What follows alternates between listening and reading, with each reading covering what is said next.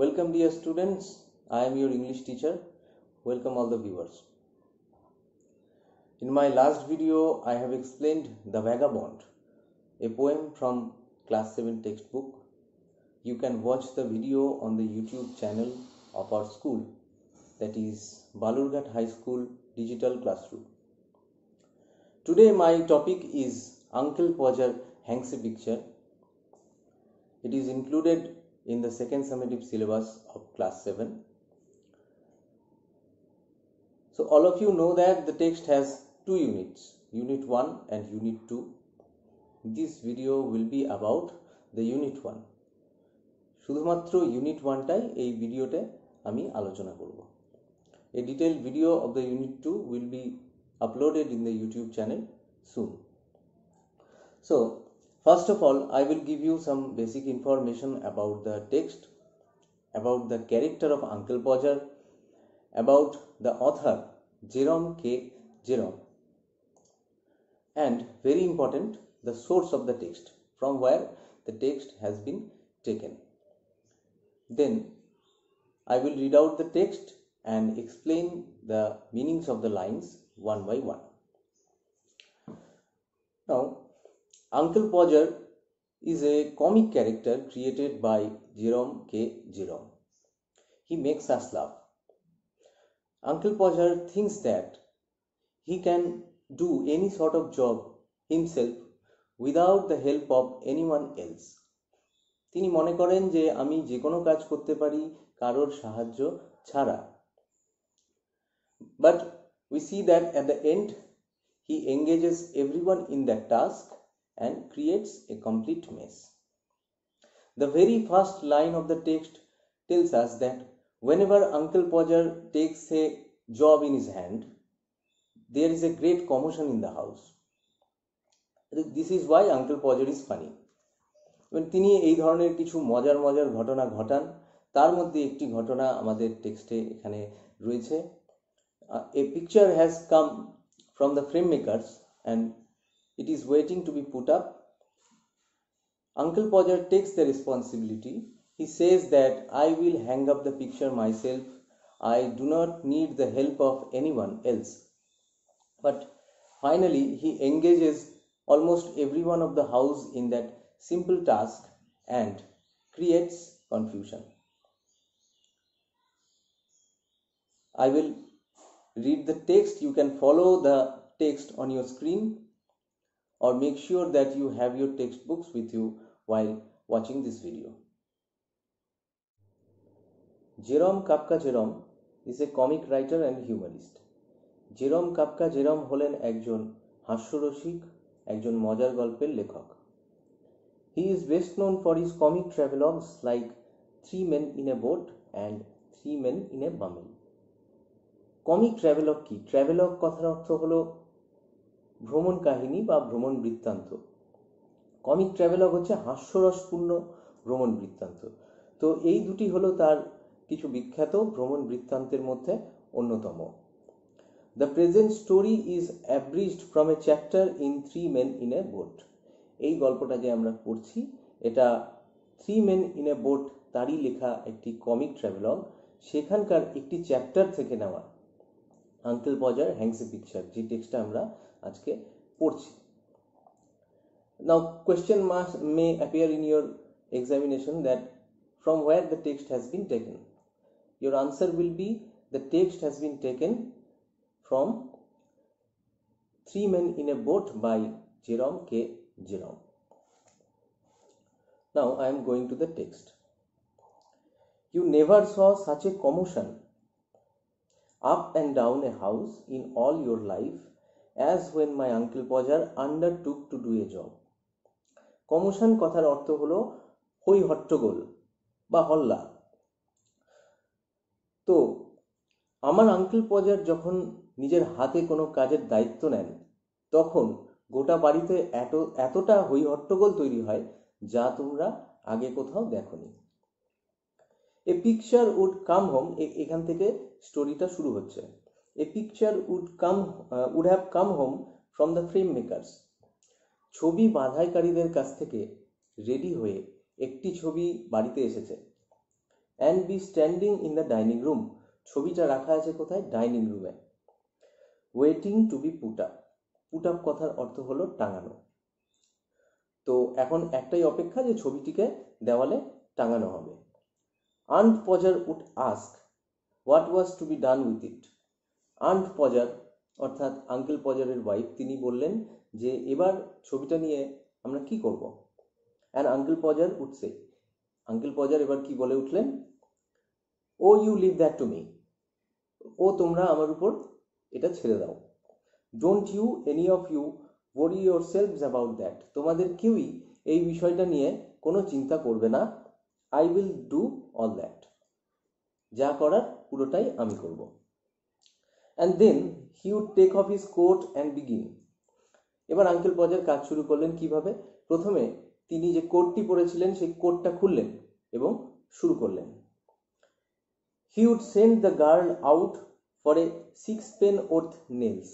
6 pen worth কথার অর্থ হলো 6 পেনি দামের, অর্থাৎ 6 পয়সা দামের আমরা বলতে পারি। নেল হলো পেরেক। তো তিনি একটি মেয়েকে বাইরে পাঠালেন 6 পয়সা দামের পেরেক কিনে আনার জন্য। And then one of the boys after her to tell her what size to get. এবার সেই মেয়েটির পেছনে তিনি আরেকটি ছেলেকে পাঠালেন কি জন্য? কোন সাইজের পেরেক কিনতে হবে সেটা বলার জন্য, অর্থাৎ তিনি বলতে ভুলে গেছিলেন। নাও ইউ গো, এটা ইনভার্টেড কমার মধ্যে রয়েছে। Now you go and get me my hammer Will. He would shout. তিনি মানে আঙ্কেল পজার চিৎকার করে বললেন কি যে উইল, তুমি যাও আমাকে আমার হাতুড়িটাকে নিয়ে এসে দাও। And you bring me the rule Tom. Tom তুমি যাও আমাকে রুলটা নিয়ে এসে দাও। I shall want the step ladder. Step ladder হলো সিঁড়িযুক্ত মই। পরের পেজে দেখবে স্টেপ ল্যাডারের একটা ছবি দেওয়া রয়েছে। তো I shall want the step ladder, আমার দরকার একটি সিঁড়িযুক্ত মই বা সিঁড়ি মই। And I had better have a kitchen chair. আর যদি একটি কিচেন চেয়ার হয় বা কিচেন থেকে আনা চেয়ার হয় তাহলে আরো ভালো। Kitchen chair 2। And don't you go Maria. Maria তুমি কোথাও যাবে না। Because I shall want somebody to hold me the light. আমার একজনকে দরকার যে আমাকে লাইটটাকে দেখাবে, মানে ছবি টাঙানোর সময় আমাকে একজন লাইট দেখাবে। When the girl comes back, she must go out again for a bit of picture cord. এবার যেই মেয়েটিকে তিনি বাজারে পেরেক কিনতে পাঠিয়েছিলেন সেই মেয়েটি ফেরত আসলো এবং সাথে সাথে তাকে আবার বাইরে যেতে হলো। কেন? পিকচার কর্ড, কর্ড কথার অর্থ হলো দড়ি বা সুতো। তো ছবি টাঙানোর সুতো কিনে আনার জন্য আবার তাকে বাজারে পাঠানো হলো।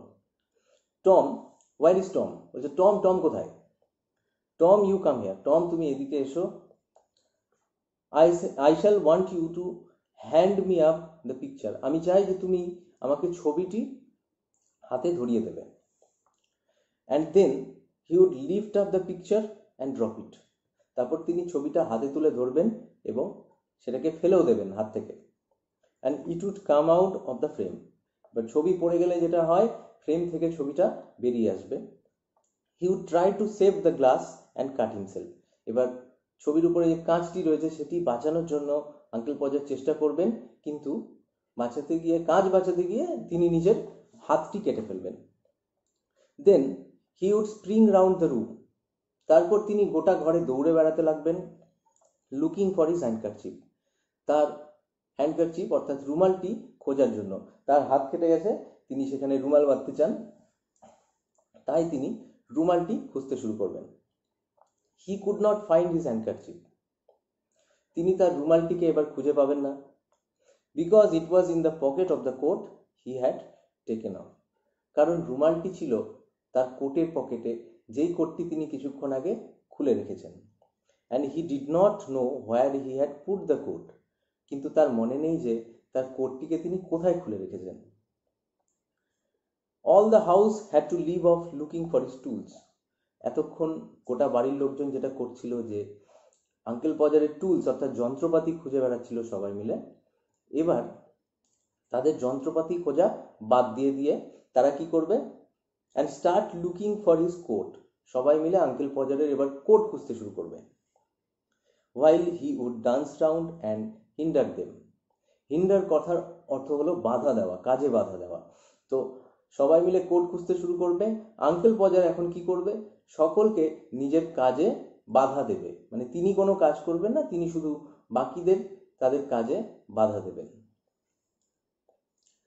Does not anybody in the whole house know where my coat is?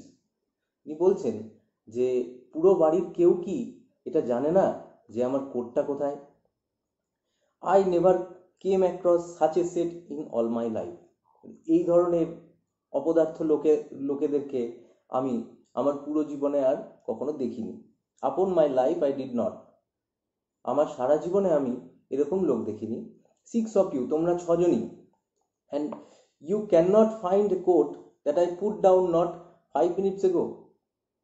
তোমরা সবাই মিলে একটা কোট খুঁজে পাচ্ছ না যেই কোটটা আমি 5 মিনিটও হয়নি কোথাও একটা রেখেছি। ওয়েল অল অফ দ্য, যত সব বলে তিনি থামছেন। Then he would get up and find that he had been sitting on it. এবার তিনি উঠে দাঁড়াবেন।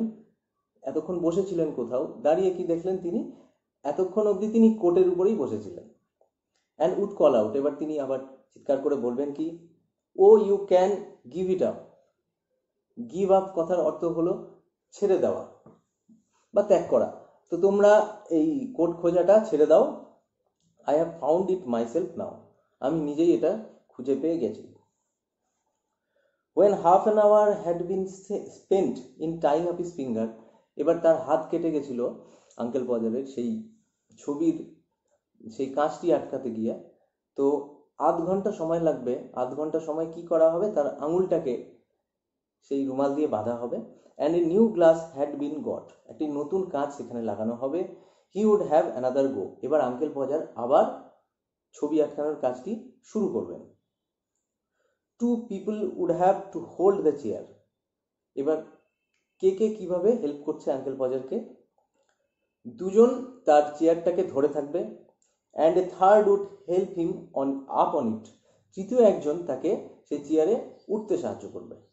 অ্যান্ড হোল্ড হিম দেয়ার, এবং তাকে সেই চেয়ারের উপর ধরে রাখবে। A fourth would hand him the a nail. একটা চতুর্থ একজন তাকে সেই পেরেকটি তার হাতে তুলে দেবে। And fifth would pass him up the hammer, এবং পঞ্চম একজন তাকে তার হাতুড়িটা দেবে। And he would take hold of the nail, তিনি সেই পেরেকটি হাতে ধরবেন। অ্যান্ড ড্রপ ইট, এবং সাথে সাথে সেটিকে ফেলেও দেবেন। মানে তিনি পেরেকটি হাতে ধরে চেয়ার থেকে ফেলে দিলেন। দেয়ার, ওই দেখো। He would say in an injured tone. Injured কথার অর্থ হলো আলাদা। ইনজিওর্ড মানে আহত। তিনি আহত স্বরে আবার বলে উঠবেন, ওই দেখো। Now the nail is gone, এবার পেরেকটাই হারিয়ে গেল। And we would all have to go down on our knees, আমাদের প্রত্যেককে নিজের হাঁটুর ভরে বসতে হবে, অর্থাৎ হামাগুড়ি দিতে হবে। And grovel for it, grovel is crawling, অর্থাৎ হামাগুড়ি দেওয়া। আমাদেরকে হামাগুড়ি দিয়ে এবার সেই পেরেকটি সবাই মিলে আমরা খুঁজতে শুরু করব। The nail would be found at last, শেষমেশ সেই পেরেকটিকে খুঁজে পাওয়া যাবে। But by that time he would have lost the hammer, কিন্তু এই পেরেক খোঁজার সময়টির মধ্যেই তিনি তার হাতুড়িটিকেও হারিয়ে ফেলবেন। হোয়াটস দ্য হ্যামার, এবার তিনি আবার চিৎকার করছেন, হাতুড়িটা কোথায়? What did I do with the hammer, আমি হাতুড়িটা দিয়ে কি করলাম? গ্রেট হেভেন্স, হাই ভগবান। 7 of you gaping round there. Gaping is looking with the mouth open. মুখ হাঁ করে তাকিয়ে থাকা বা দেখা, তাকে বলা হয় গেপিং। তো তোমরা 7 জন মিলে হাঁ করে কি দেখছো? And you don't know what I did with the hammer, তোমরা কেউ জানোই না যে হাতুড়িটা দিয়ে আমি কি করলাম। তো এই হলো ইউনিট 1। তোমরা টেক্সটটাকে, ইউনিট 1টাকে বাড়িতে আরেকবার ভালো করে পড়বে। তোমরা যে নতুন ওয়ার্ডগুলো এখানে শিখলে সেগুলোর মানে আরেকবার দেখবে, সেগুলো দিয়ে একটা করে সেন্টেন্স তৈরি করবে। আর টেক্সটের যে অ্যাক্টিভিটিগুলো রয়েছে এই অ্যাক্টিভিটিগুলো বাড়িতে প্র্যাকটিস করবে। পরের ক্লাসে, পরের ভিডিওতে আমি ইউনিট 2টা শুরু করব। আর সে ভিডিওর শেষে আমি তোমাদের কিছু হোম টাস্ক, কিছু কোয়েশ্চেন আমি তোমাদেরকে ভিডিওর শেষে দিয়ে দেবো, সেগুলোর উত্তর তোমরা করবে। আজকের মতো এটুকুই। দেখা হবে পরের ভিডিওতে। সবাই ভালো থাকবে, সুস্থ থাকবে।